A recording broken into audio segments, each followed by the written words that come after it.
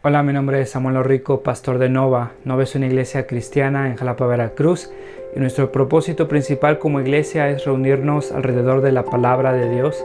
Creemos que Dios a través de su palabra es como transforma a su pueblo. Nos llama a creer, a arrepentirnos, a amar lo que antes aborrecíamos, a aborrecer lo que antes amábamos.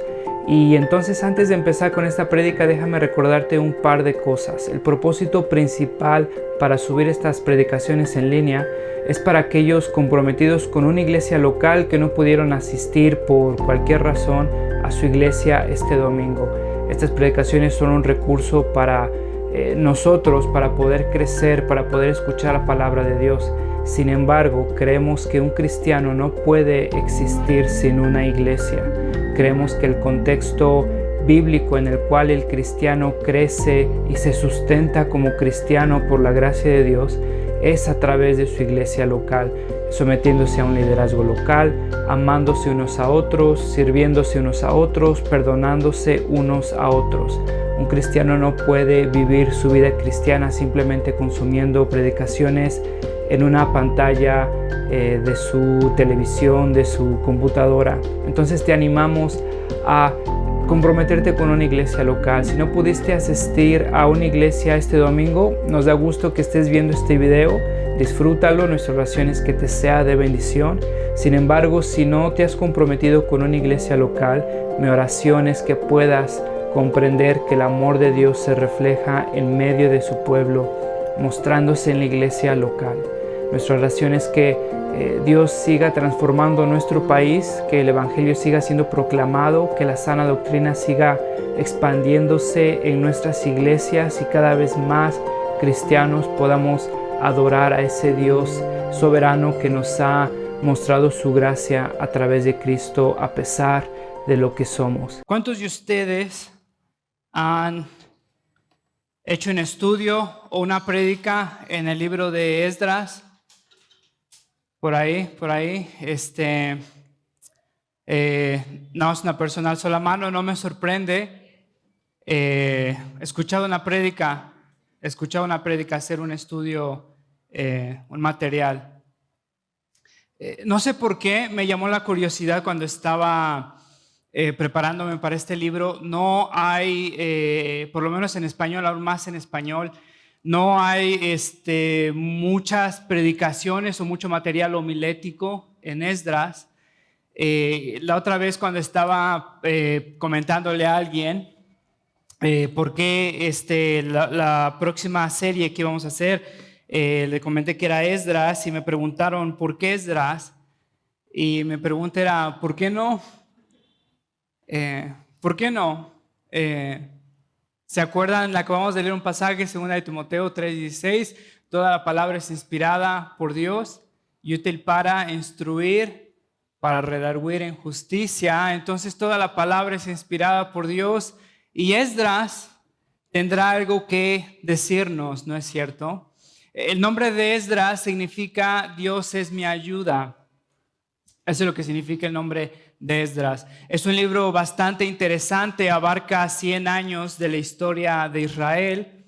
En solo 10 capítulos abarca 100 años. Y Esdras aparece hasta el capítulo 7 de este libro. Se cree que Esdras fue el cronista que escribió Primera y Segunda de Crónicas, que escribió Esdras. Esdras aparece hasta el 7 capítulo. Sin embargo, vemos la historia de Israel siendo rescatada una vez más por Dios desde el capítulo 1.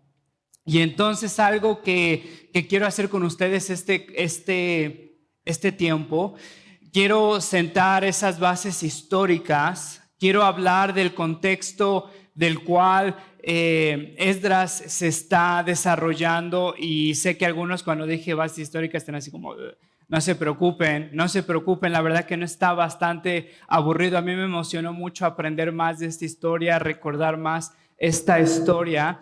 Y uno de los problemas que tenemos al estudiar, por ejemplo, Esdras, un libro contemporáneo que es mucho más conocido, es el libro de Nehemías.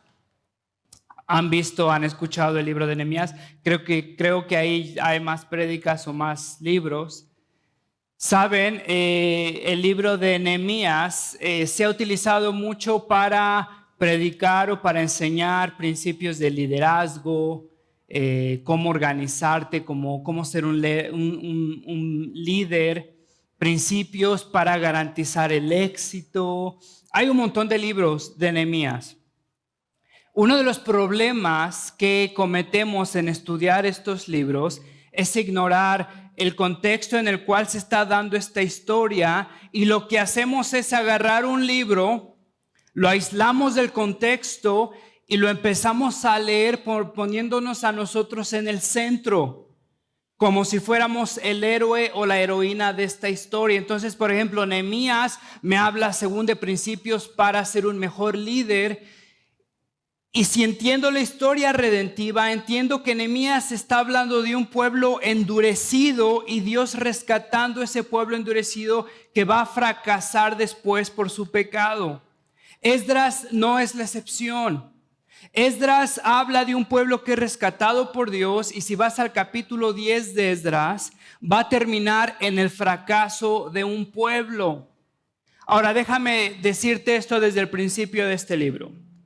Este libro no habla de cómo convertirte en un mejor líder, en un mejor empresario. No te habla de principios para garantizar el éxito, para construir una mejor lo que sea. Este libro habla de la fidelidad de un Dios, de la rebeldía de un pueblo y de la gloria que Dios muestra a través de esta historia redentiva. Por eso para mí es importantísimo que tú entiendas el contexto de este libro, porque solo es un pedazo desde lo que se está desarrollando desde Génesis 3, desde la caída de Adán y Eva. ¿Te acuerdas entonces que Dios levantó a un hombre, Ur de los Caldeos, Abraham? Era un hombre pagano. Por la gracia de Dios le prometió descendencia. Vemos la gracia de Dios en Abraham, en Isaac, en Jacob. Vemos después que el pueblo de Dios termina en Egipto. Vemos que uno de los hijos de Isaac, de Jacob, José, es el que es utilizado por Dios para preservar al pueblo de Dios en Egipto. Vemos cómo la infidelidad de un pueblo y un corazón endurecido no son un obstáculo para la gracia de Dios, y entonces Dios llega a Egipto, rescata al pueblo y utiliza un hombre imperfecto como lo es Moisés. Moisés entonces sale de Egipto y entonces es responsable de dirigir al pueblo de Dios a la tierra prometida. Porque Dios le había prometido a Abraham que su descendencia se multiplicaría. Él iba a dar una tierra donde fluyera leche y miel, y todo eso era a pesar de lo que Abraham era. Porque Abraham fue llamado no cuando estaba muy disciplinado, no cuando le estaba echando muchas ganas. Abraham fue llamado por la misericordia de Dios, la iniciativa divina de Dios, cuando Abraham estaba en Ur de los Caldeos, y Dios decide mostrar su gloria, llama a Abraham. Después terminan ahora por medio de Moisés, dirigiéndose por medio de Josué a la tierra prometida. Llegamos ya después, pasa mucho tiempo, en el 3er siglo después de Cristo, llega David, que se asienta como el líder predominante de esas tierras. ¿Te acuerdas, Samuel, capítulo 17, que Dios le promete a David un reino perpetuo? Que su simiente siempre ha de estar en el trono, y todo se lo promete a pesar de lo que es David. ¿Te acuerdas quién es David? ¿Te acuerdas qué hizo David? Sin embargo, Dios decide mostrar su gracia como se la mostró a Abraham, llama a David, establece un pacto eterno con él y le promete una simiente siempre en el trono davídico. Llega Salomón, Salomón fortalece ese reino. Y no hay potencia más grande en ese tiempo, en esas tierras, que lo que es el rey Salomón, la simiente davídica, o el trono davídico, o la herencia davídica, o el pacto davídico que Dios hizo a su pueblo. Entonces llegamos con Salomón y recordamos la infidelidad de David, recordamos la infidelidad de Salomón, recordamos la fidelidad de Dios. Sin embargo, llegamos Pasa tiempo, Salomón tiene un hijo, y este hijo Rehoboam, ¿te acuerdas? Es el que divide al pueblo de Dios, y ahora a partir de ahorita Israel se divide en el norte y en el sur. La fidelidad de Dios permaneció con David, la fidelidad de Dios permaneció con Salomón. Sin embargo, los pecados de David y Salomón dieron como resultado la división de un pueblo. Y los pecados de David dieron entonces como resultado la matanza de sus hijos. Los pecados de Salomón dieron como resultado idolatría dentro del pueblo. Llega Rehoboam, que es el hijo de Salomón, y entonces Rehoboam crece orgulloso de todo el poder que tenía, porque llegó a pensar que todo lo que tenía se lo merecía. Llegó a pensar que todas las riquezas que había acumulado era porque se lo merecían. Entonces empezó a explotar al pueblo. El pueblo se rebela, el pueblo se divide, y ahora Rehoboam dirige el norte, lo que se conoce como Israel. El sur queda un remanente, lo que se conoce como Judá. Rehoboam empieza entonces a establecer diferentes centros de adoraciones en lugares altos, porque no quería que la gente fuera del sur al norte a adorar a Dios. Lo que hace es entonces construir diferentes templos. Todos los levitas que eran fieles al pacto empiezan a irse hacia el sur, porque en el sur está el templo que Salomón había construido. Era el único templo, y el pacto de Dios señalaba que era el lugar donde se debería de adorar a Dios. Los levitas empiezan a irse al sur. Rehoboam empieza a establecer sacerdocio ilegítimo en el norte. Empiezan a desviarse y empiezan a adorar a Baal y a Moloc. El pueblo de Dios en el norte empezaron a sacrificar a sus hijos para aplacar, según ellos, la ira de Moloc. Todo esto se da en el contexto donde Elías está viviendo con el rey Acab. ¿Te acuerdas? En el siglo IX antes de Cristo. Si lees Elías, este es el contexto del norte. Hay un montón de templos por todos lados, cada uno está adorando lo que sea, están personas sacrificando a sus hijos. Llega el castigo de Dios, Dios levanta a los asirios. Los asirios llegan y empiezan a sitiar al norte de Israel. Los asirios empiezan a tomar el norte de Israel, y años después Israel es reducido a una ciudadela muy pequeña. Empiezan ellos a fortificar unas paredes, según ellos, fortalecidas, donde los asirios no iban a poder penetrar. Después de que terminaron esas paredes, 3 años después, llega el rey asirio, conquista al norte, se lo lleva. Samaria es sitiada, lo que es Israel es tomada. Fíjate lo que dice Segunda de Reyes, capítulo 27, versículo 7. Dios te está explicando por qué permitió que su pueblo fuera tomado por los asirios. Si has leído el libro de Jonás, es cuando Asiria toma al pueblo de Israel del norte. Y a Siria se le conocía como un pueblo brutal, uno de los más brutales, y cuando hemos estudiado Jonás contigo, te hemos descrito cómo los arrastraban. Les ponían ganchos como si fueran pescados, los desnudaban, los violaban y los arrastraban encadenados desde donde estaban del norte hasta lo que era el templo asirio.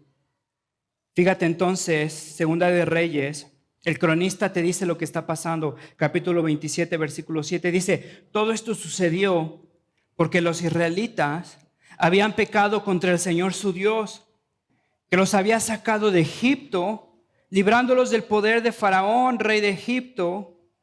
Adoraron a otros dioses, versículo 8, y siguieron las costumbres de las naciones que el Señor había expulsado delante de ellos, como también las prácticas que introdujeron los reyes de Israel. Interesante que en este contexto están varios profetas menores, como es Ageo, como es Sofonías, están predicando al pueblo de Dios y le están advirtiendo del corazón endurecido y las consecuencias que iba a traer si se rebelaban en contra de su Dios, después de que le había dado todo al pueblo de Israel cuando se merecían absolutamente nada. Sin embargo, el pueblo de Israel se endurece, ahora son tomados cautivos. Y ponte a pensar que estás ahí siendo encadenado, siendo arrastrado. Estás viendo a tu esposa siendo arrastrada por una cadena, estás viendo a tus hijos si es que sobrevivieron siendo arrastrados. Estás tú sintiendo esa opresión, estás siendo encadenado y siendo arrastrado hacia Siria. Y no sé si se te ocurriría o estarías tentado a dudar de la bondad de Dios. Pero Señor, si somos tu pueblo, ¿cómo te atreves a dejarnos pasar por esto? ¿No eres un Dios bueno? ¿Dónde está tu misericordia, Señor? Sin embargo, la gracia de Dios había mostrado con ellos vez tras vez y profeta tras profeta, advirtiéndoles de un corazón endurecido y las consecuencias que un Dios violentado y ofendido traería en contra de su pueblo. No porque Dios es un Dios inseguro, no porque necesita la adoración de su pueblo, sino porque Dios les quiere enseñar que no hay Dios como Él y otros dioses los van a usar, los van a decepcionar y solo en Él pueden ser satisfechos. Dios los hace pasar por situaciones cruentas, horribles. Sin embargo, Dios está trabajando en su pueblo, moldeando a su pueblo. El norte es cautivado por los asirios, queda el remanente del sur de Judá. Está el templo allí, los levitas están allí, lo que ellos consideran la única familia legítima del reinado davídico está allí. En este contexto escribe Jeremías. Y pasa algo curioso en el sur de Israel. Los que están viviendo en el sur de Israel empiezan a confiar que el templo está allí, que tienen un ejército más numeroso, que los levitas están viviendo con ellos. Jeremías les está escribiendo a ellos, a Judá, y les está diciendo: los asirios van a venir por ustedes, porque ustedes han vuelto la religión de Dios en una superstición. Jeremías les empieza a decir: ustedes creen que porque el templo está en medio de ustedes, ustedes creen que porque los levitas viven con ustedes, ustedes creen que porque pueden hacer un árbol genealógico del rey que tienen y da como resultado David, ustedes creen que Dios no los va a poder disciplinar como lo hizo con el norte. Sin embargo, Judá, el sur de Israel, rechaza a Jeremías y le empieza a decir a Jeremías: ¿cómo te atreves a predicar en contra de la simiente elegida de Dios? ¿Que no te das cuenta que tenemos el templo? ¿Que no te das cuenta que los levitas están viviendo con nosotros? ¿Que no te das cuenta que es el rey legítimo de Israel? Terminan rechazando a Jeremías. Jeremías termina siendo enterrado vivo. El libro de Jeremías termina en lamentación y la advertencia de Jeremías se cumple. Años después, Dios levanta a un rey asirio que sitia al sur de Israel. Fíjate entonces, está el rey Sennacherib. Invade a Jerusalén, invade a Judá por la gracia de Dios. Ese rey se termina retirando. Sin embargo, el rey, Dios levanta al imperio babilonio. El imperio babilonio empieza a sitiar a Judá. Los babilonios empiezan a tratar de cobrarle impuestos a Judá. Y algo interesante es que el pueblo del sur, el pueblo de Judá, en vez de confiar a Dios, confían en los egipcios, piden ayuda a los egipcios. Dios entonces manda al imperio babilónico. Es tomado entonces Judá, el remanente de Dios. En este contexto, Daniel empieza a escribir. Daniel es tomado con los demás. Daniel empieza a vivir en Babilonia. Dios toma entonces al remanente del pueblo, se lo lleva a Babilonia. Otra deportación, una segunda deportación por los babilonios pasan años después. Una tercera deportación pasa, si quieres, después lo lees ahí en Reyes, Segunda de Reyes 24, Segunda de Reyes 25. Hay 3 deportaciones por el imperio babilónico. El imperio babilónico llega, sitia a Judá, se lleva a todos. Hay otro donde llega, se roba más, empieza a destruir, termina en el tercero, destruye el templo de Dios y se llevan a todos. Ahora la ciudad, entonces, la tierra prometida está desolada, el templo es destruido. Y fíjate otra vez en Segunda de Reyes, el cronista te explica por qué fue este segundo evento. Te explicó por qué fue lo de los asirios, te explica ahora por qué fue con Babilonia. El segundo éxodo. Fíjate, de hecho esto le sucedió a Judá, la segunda deportación. De hecho esto le sucedió a Judá por medio del Señor para apartar al pueblo de su presencia por los pecados de Manasés y por todo lo que hizo. Incluso por haber derramado sangre inocente con la cual inundó a Jerusalén. Por lo tanto, el Señor no quiso perdonarlo. Ahora fíjate, quiero que te des cuenta de algo. El Señor cumple sus promesas. Sabes, muchas veces el Señor nos advierte de muchas cosas. A través de cristianos que viven alrededor de ti, a través de la comunidad, a través de la Biblia, el Señor nos advierte de muchas cosas, ¿no es cierto? Sin embargo, pensamos que seremos la excepción. Ahora se me viene a mente un versículo que Pablo nos dijo y está citando el Antiguo Testamento. Porque Dios al hijo que ama disciplina, y a los que no disciplina los tiene como bastardos.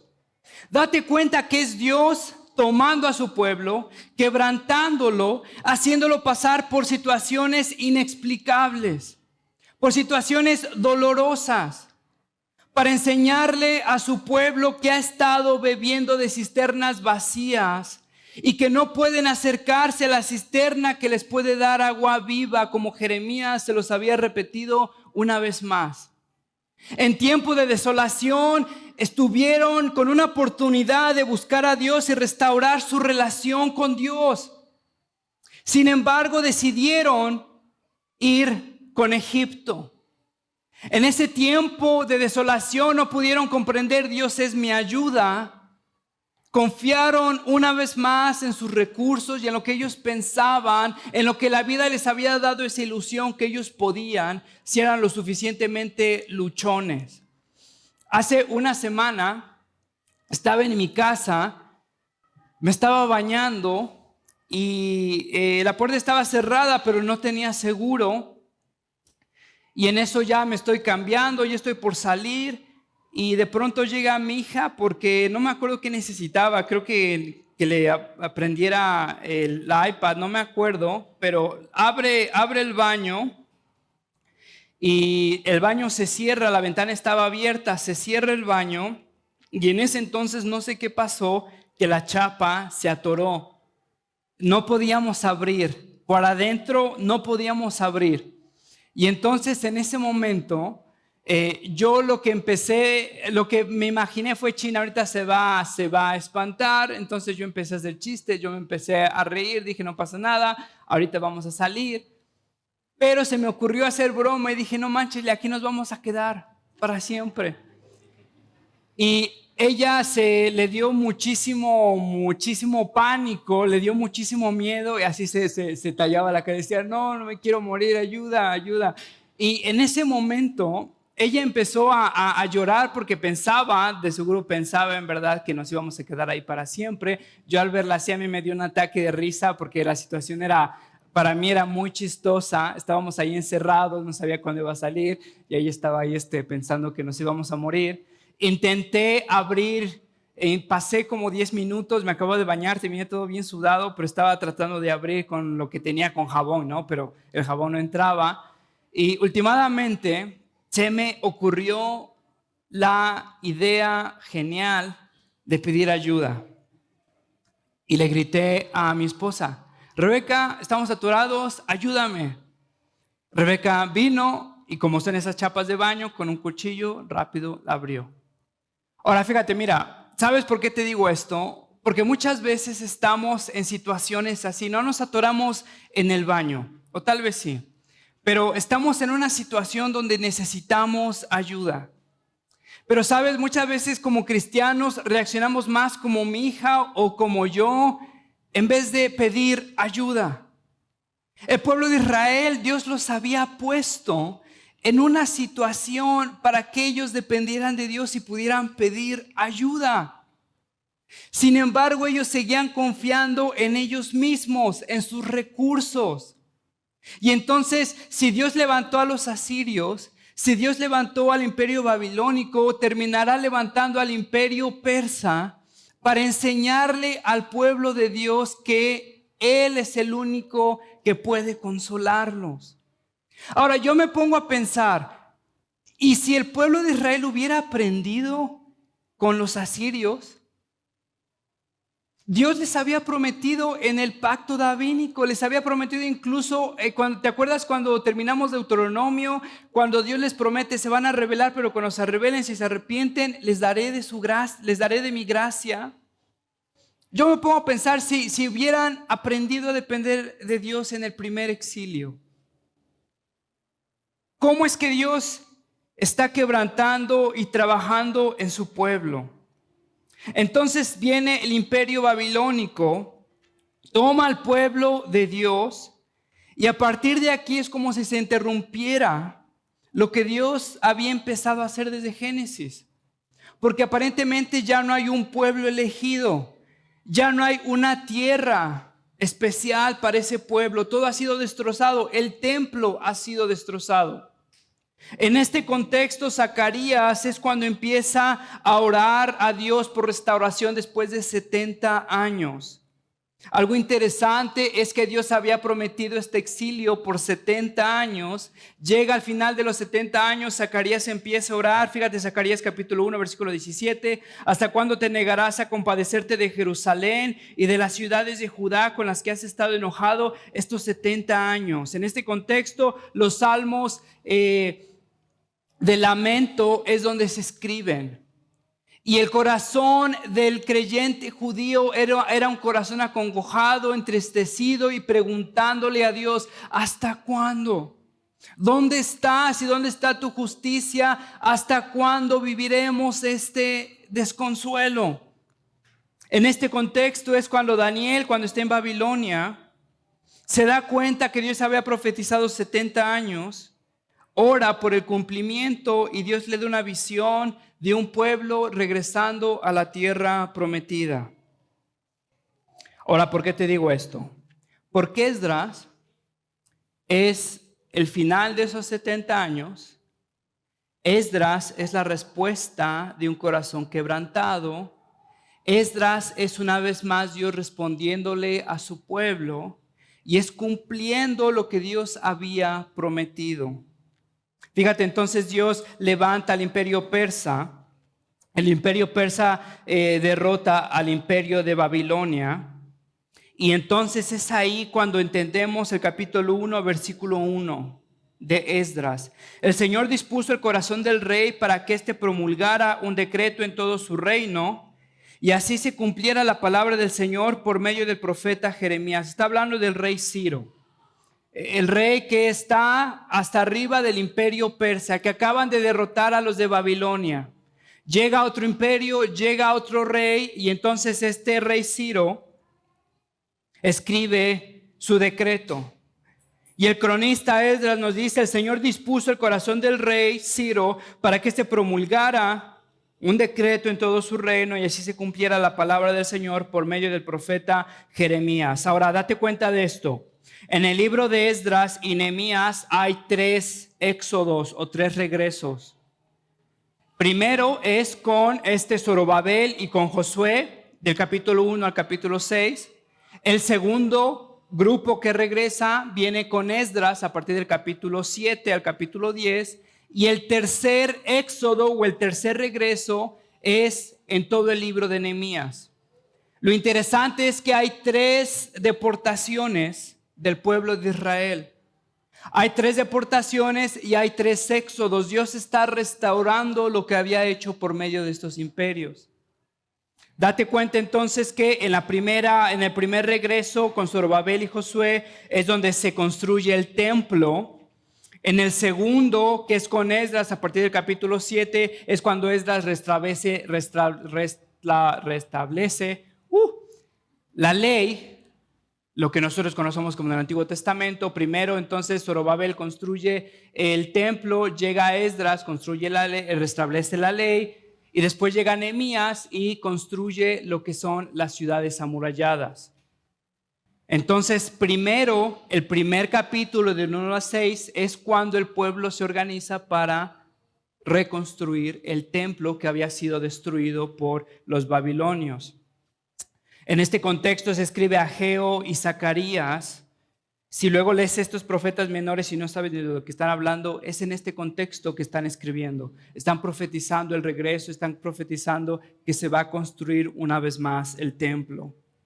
Fíjate, entonces quiero que te des cuenta de algo y solamente quiero a grandes rasgos, ya en este tiempo que me sobra, a grandes rasgos, quiero que te des cuenta de detalles de cómo es que este libro presenta a Dios y cómo es que nos hace ver su soberanía, nos hace ver su gracia, nos hace ver su providencia. Fíjate, en el versículo 1 dice: el Señor dispuso en el corazón del rey, por decreto de su reino, y dice, así se cumpliera la palabra por medio del profeta Jeremías. Ahora, Jeremías vivió 100 años antes que Esdras.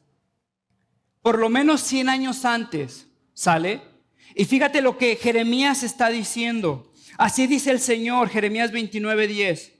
Cuando Babilonia se le hayan cumplido los 70 años, yo los visitaré y haré honor a mi promesa en favor de ustedes y los haré volver a este lugar. 100 años antes de que Esdras siquiera empezara a escribir. Porque yo sé muy bien los planes que tengo para ustedes, afirma el Señor, planes de bienestar y no de calamidad, a fin de darles un futuro y una esperanza. Déjame hacer un paréntesis rápido aquí en este versículo. Este versículo se ha mal usado tantas veces para declaración de éxito en tu vida. Date cuenta del contexto. Jeremías está prometiendo al pueblo de Dios una restauración o un perdón de sus pecados cuando haya arrepentimiento. Está prometiendo que Dios los va a regresar una vez a la tierra prometida por su gracia. Fíjate, entonces Jeremías escribe, Esdras está haciendo referencia a eso. Algo interesante, fíjate, versículo 14 dice: los haré volver del cautiverio, yo los reuniré de todas las naciones y de todos los lugares donde los haya dispersado, y los haré volver al lugar del cual los deporté, afirma el Señor. Algo interesante es que Isaías, que vivió 100 años antes que Jeremías, está escribiendo acerca de esto. Y no sé tú, pero esto me emociona. Porque si no entiendes entonces la historia redentiva, cómo Dios está manteniendo a su pueblo, si no entiendes esto, empiezas a sacar cosas de contexto y empiezas a pensar que Jeremías 29 te está profetizando ser exitoso y tener un mejor empleo y bastante tontería. Fíjate lo que Dios está prometiendo, que es mejor que lo que tú te prometes a ti mismo. Fíjate, Isaías capítulo 10. Israel, aunque tu pueblo sea como la arena del mar, solo un remanente volverá. Se ha decretado destrucción, abrumadora justicia, porque el Señor Todopoderoso ejecutará la destrucción decretada en medio de todo el país. Por eso así dice el Señor Todopoderoso: pueblo mío, que vives en Sión, no tengas miedo de Asiria. Aunque te golpee con el bastón y contra ti levante una vara, está hablando Dios disciplinando a su pueblo. Aunque te golpee, aunque te levante la vara, pueblo mío, como lo hizo con Egipto, dentro de un poco tiempo, mi indignación contra ti llegará a su fin y mira, destruirá a tus enemigos. Date cuenta de esto, de lo poco que podemos aprender de esto del tiempo que me queda. Fíjate, mira, éxito no significa la aprobación de Dios. ¿Cuántas veces te lo he repetido? Espero que se te haya quedado. Dios levanta a un imperio pagano, los asirios, les da éxito. ¿Será que se lo merecen? No. ¿Será que son de agrado para Dios? No. ¿Será que serán castigados por su rebeldía? Sí. Levanta a los asirios, levanta al imperio babilónico, les da éxito. ¿Son agrado para Dios? No. Levanta al imperio persa, les da éxito y riquezas. ¿Son de agrado para Dios? No. ¿Vivirán en comunión con Dios? No. ¿Serán restaurados por Dios? No. Cristiano, ¿por qué te la pasas orando por éxito y riquezas cuando el éxito y riquezas no significa la aprobación ni comunión con Dios? ¿Será por eso que Dios no te responde y estás atorado donde estás atorado? Porque cuando oras, oras mal para tu propia carne, sin sabiduría. ¿Te das cuenta que Dios puede bendecir a una persona y no quiere decir en absoluto que Dios esté en agrado con las decisiones de esta persona? ¿Te das cuenta que una persona puede ser un éxito viral y no quiere decir que Dios lo esté bendiciendo? Más bien Dios lo puede estar utilizando como instrumento de castigo para su pueblo. ¿Te das cuenta que su pueblo no tuvo éxito ni riquezas, pero siempre contó con la fidelidad de Dios, el consuelo de Dios, la gracia de Dios, el perdón de Dios? ¿No será mejor que aprendamos a orar como la Biblia nos enseña a orar, a desear lo que la Biblia nos enseña a desear? Fíjate cómo en este libro se ve a un Dios soberano. Esdras capítulo 1, versículo 1. Así se cumplirá la palabra del Señor. Dios lo había prometido, Dios lo ha de cumplir. Esdras capítulo 5, versículo 11. Somos siervos del Dios del cielo y de la tierra. Esa es una frase que se repite. Ellos tenían una visión de un Dios más grande. Es el Dios del cielo y de la tierra. El Dios no está atorado aquí en este edificio y cuando salgas ya Dios no te ve. Ellos están conscientes que es Dios del cielo y de la tierra, que es Rey de Reyes, que Ciro está bajo el mando de este Dios, que Ciro se hinca ante el trono de este Dios porque es el Dios del cielo y de la tierra. Fíjate, Esdras capítulo 1, versículo 2, el Señor Dios del cielo, una vez más, me ha dado todos los reinos de la tierra. Ciro está reconociendo esto. Me ha encargado que le construya el templo en la ciudad de Jerusalén. Date cuenta, Ciro es rey del imperio más fuerte en este tiempo. Nada se le compara. El Señor, Dios del cielo, me ha dado todos los reinos. Reconoce, se los ha dado. Me ha encargado que construya un templo. Versículo 3. Por lo tanto, y empieza a actuar. ¿Te das cuenta cómo se presenta a un Dios soberano? A un Dios que le dice algo a Ciro. Entonces Ciro lo entiende y dice, por lo tanto. Fíjate cómo se enfatiza la iniciativa divina o la providencia de Dios. En el rey Ciro, versículo 1 dice, el Señor dispuso el corazón del rey para que éste promulgara un decreto. El Señor dispuso el corazón del rey, literalmente dice, Dios movió el corazón del rey. ¿Te acuerdas de un proverbio que dice que en las manos de Dios están los corazones de los reyes? El Señor dispuso el corazón del rey para que éste promulgara un decreto. Ese es con el rey Ciro. Llegamos al capítulo 7, cuando está otro rey, cuando viene Esdras regresando. Dice, bendito sea el Señor Dios de nuestros antepasados, que puso en el corazón del rey, el que seguía después de Ciro, el propósito de honrar el templo del Señor en Jerusalén. Pasaron 100 años, llega Esdras y una vez más Dios se movió el corazón de Ciro. Ahora mueve el corazón de este rey para que Esdras en el capítulo 7 regrese con el segundo éxodo, con el segundo grupo que está regresando. Fíjate, bendito sea el Señor Dios de nuestros antepasados, que puso en el corazón del rey una vez más, que movió el corazón del rey para honrar el tiempo del Señor en Jerusalén. Fíjate Isaías 45:13. Levantaré a Ciro en justicia. Date cuenta de esto, 200 años antes que Esdras estuviera aquí. 200 años que Ciro se hubiera sentado en el trono. Isaías estaba escribiendo sobre este hombre. Si no te vuela la cabeza, en verdad, no sé cómo podría sorprenderte. Es Isaías profetizando algo que ni siquiera ha pasado y va a pasar en su vida. Fíjate, Isaías está diciendo, levantaré a Ciro en justicia. Allanaré todos sus caminos. Él reconstruirá mi ciudad y pondrá en libertad a mis cautivos, pero no por precio ni soborno, lo digo yo, el Señor Todopoderoso. Dios levanta a un rey, Dios lo mueve el corazón para bendecir a un pueblo. Se ve la providencia de Dios en el pueblo. Fíjate en el versículo 5. Entonces los jefes de familia de Benjamín y de Judá, junto con los sacerdotes y levitas, es decir, con todos aquellos, date cuenta de esto, en cuyo corazón Dios puso el deseo, una vez más, movió el corazón de construir el templo, se dispusieron a ir a Jerusalén. ¿Qué te quiero decir con esto? Que te des cuenta que la providencia de Dios está clara. Mueve el corazón de Ciro, mueve el corazón del rey que viene después de Ciro, mueve el corazón del pueblo de Dios para regresar a reconstruir el templo. ¿Te acuerdas el libro de Esther? Había un montón de judíos que decidieron quedarse allí. Dios mueve el corazón de su pueblo para que su pueblo tenga el deseo de ir a hacer lo que Dios se ha dispuesto. Te hago una pregunta, ¿estás acá? ¿Por qué estás acá? ¿Porque eres mejor que los demás? ¿Porque eres más espiritual que los demás? ¿Qué te hace estar acá?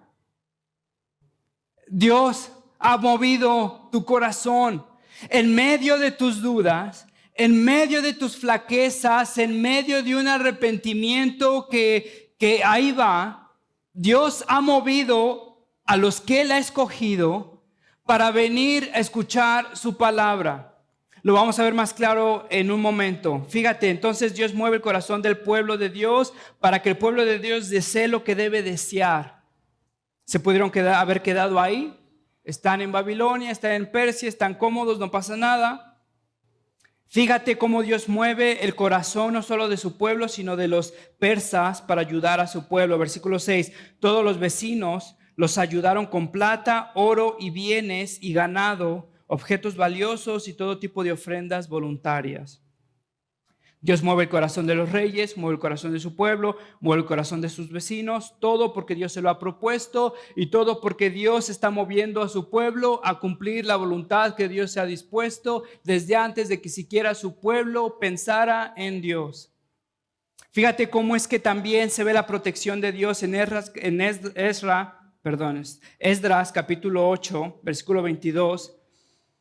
Esdras regresa, ahora está en Persia, va a regresar a la tierra prometida y entonces no quiere pedirle protección al rey porque está hablando de un Dios que los protege, no quiere pedirle al rey protección y entonces confía en que Dios los va a proteger. Fíjate, en realidad sentí vergüenza de pedirle al rey que los enviara un pelotón de caballería para que nos protegiera de los enemigos, ya que le habíamos dicho al rey que la mano de Dios proteja a todos los que confían en él.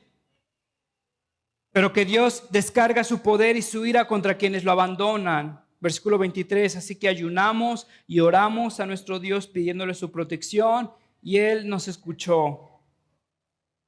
Déjame ya terminar con estos últimos detalles para que te des cuenta cómo se presenta a Dios. Fíjate cómo hablamos de la providencia de Dios.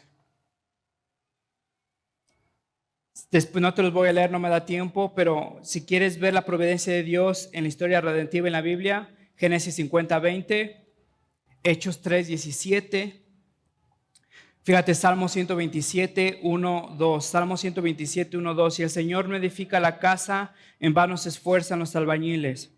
Si el Señor no cuida la ciudad, en vano hacen guardia los vigilantes.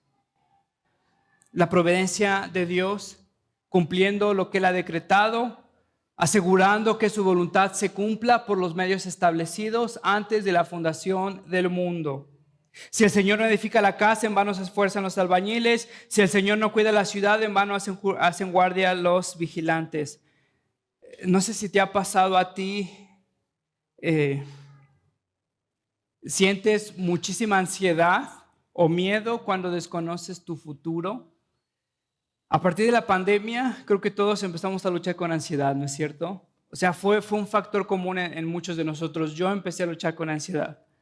Después de la pandemia, sentí una incertidumbre que no había sentido en mucho tiempo. Y sabes, lo que esto nos enseña, una de las cosas que Esdras nos enseña, es que cuando sentimos ansiedad en lo desconocido, la única solución es confiar en aquel que conoce eso que nosotros desconocemos. Es el Señor de la historia. Es el Rey de los tiempos. Es aquel que se ha dispuesto a cumplir su voluntad y su voluntad es buena. Y mientras yo no confíe en eso, hermano, mientras yo no abrace esa verdad, podré ir a las terapias que quiera y no tengo nada malo en contra de terapias. Podré tomar los medicamentos que quiera y no estoy en contra de medicamentos, pero hermanos, mientras mi corazón no descanse en la soberanía y en la bondad de Dios, podré vivir en una sala de pláticas. Podré tener 20 píldoras al día y mi corazón aún seguirá desesperado porque no puedo confiar que Dios es el Señor de los tiempos, que es soberano, que su providencia está por su pueblo siempre a pesar de su pueblo. Porque a pesar de la infidelidad de Israel, Dios está trabajando en diferentes imperios para quebrantar a su pueblo, para rescatar a su pueblo. ¿Te das cuenta que entonces confiar en la soberanía de Dios no nada más es una cosa práctica, teológica de ñoños? Hermanos, es la solución a un corazón desesperado, angustiado, desolado. Que cuando no sé qué va a pasar mañana, Dios sabe. Que hoy me rebelé en contra de Dios y entonces empiezo con ansiedad porque no sé si me va a cargar el payaso mañana, hermano. El pueblo de Dios fue esclavizado 70 años por su rebeldía y sin embargo Dios mostró su gracia. A pesar de su rebeldía, utilizó ese sufrimiento para quebrantarlos, restaurarlos y cumplir su promesa. ¿Por qué estamos tan ansiosos? Se nos ha olvidado quién es Dios. Se nos ha olvidado qué nos ha prometido. Vivimos desilusionados porque no cumple lo que nosotros nos hemos prometido a nosotros. Nos prometemos una vida sin dificultad, sin enfermedad. Pero hermano, ¿te das cuenta que Esdras habla de un Dios soberano, que tiene una perspectiva más amplia, que está dispuesto a hacer pasar a su pueblo por sufrimiento? Somos refinados, pero jamás rechazados. Fíjate cómo se ve esto en los últimos versículos. Date cuenta que del versículo 9 al 11 habla de los utensilios. Habla de los utensilios y la gente estaba angustiada porque ahora los utensilios, cuando fueron deportados, ahora son parte de un imperio pagano. Este pueblo había sido tan supersticioso que pensaban que en la santidad de Dios descansaba en unos utensilios. Desesperanzaron cuando los babilonios, los persas, los asirios se llevaron el templo, lo destruyeron. Sin embargo, ahora Dios está regresando a cada uno. Y quiero que te des cuenta en los detalles, no los voy a leer tranquilo, pero quiero que te des cuenta en esta lista del 5 al 11 que están todos los detalles. Es una lista exhaustiva. Como si Dios nos quisiera decir que nada se le perdió en este tiempo. Como si Dios nos quisiera decir que Él sabe cómo cuidar de lo suyo. Como si Dios nos quisiera decir que a pesar del pecado de los asirios, Él sabe cómo cuidar su santidad mejor que su propio pueblo que se había rebelado. Como si Dios nos quisiera decir que Él está a cargo de todo. Es lo mismo en el capítulo 2 en las genealogías. Fíjate cómo está detalle de absolutamente todo. Capítulo 2, versículo 1, cada uno volvió a su propia población. Versículo 36, de los sacerdotes descendientes de judías, y ahí está su genealogía. Versículo 40, de los levitas descendientes de Jesúa y de Cadmiel, y ahí están todos. 74, de los cantores descendientes de Asaf, 128. Del versículo 61 al 64 nos está hablando de los que no tenían registro. En otras palabras, Dios no perdió cuenta de quiénes eran suyos durante el sufrimiento. En otras palabras, los que están allí son los que deberían de haber estado. En otras palabras, Dios, con su iniciativa divina, movió a los que deberían de haber estado en ese momento y no faltaba ninguno. Dios no perdió a ninguna de sus ovejas a través de ese exilio. Dios sabía quiénes eran los suyos.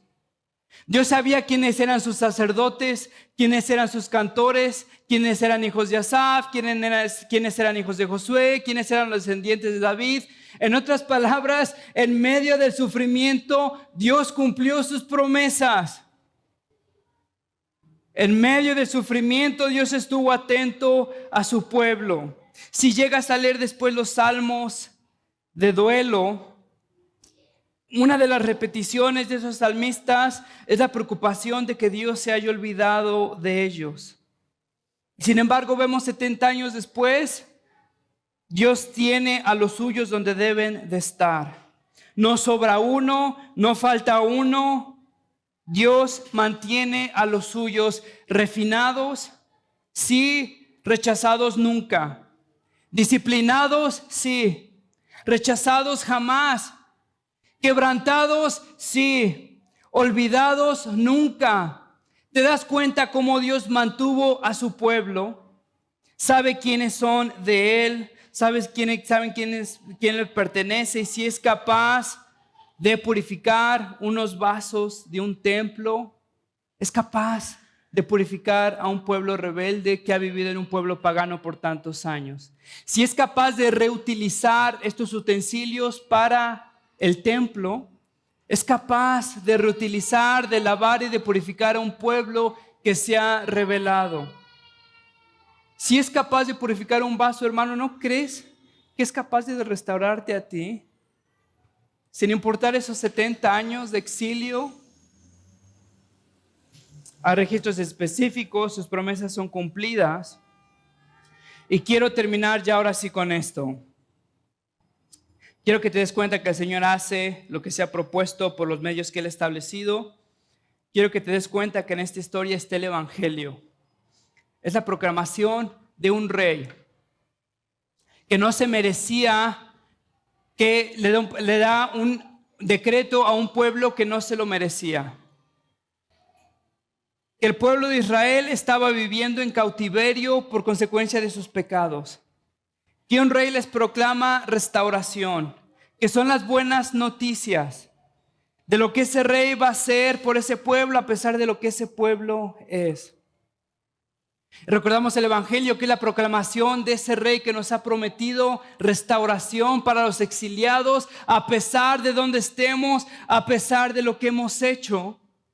Dios nos ha prometido regresar después de ese exilio, ¿no es cierto? Romanos 5:8, más Dios muestra su amor en que cuando éramos aún pecadores, Dios muestra su amor en que cuando nosotros éramos pecadores, Cristo murió por nosotros. Es la proclamación de un rey que llama a los exiliados a regresar, a ser restaurados, a confiar en sus promesas.